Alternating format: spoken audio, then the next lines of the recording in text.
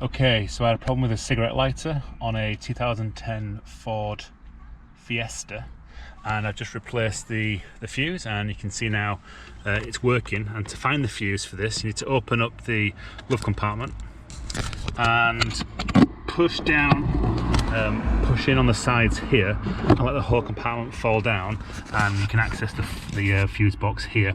Now the fuse for the cigar lighter is the sixth one across on the left, so 1, 2, 3, 4, 5, 6, and it's this blue one here, the 20 amp fuse is the one for the 2010 Ford Fiesta.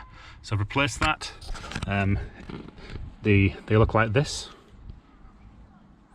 Okay, it's like a little cube, and it's the 20 amp fuse that looks like a cube, and replaced that, and now it's all working good.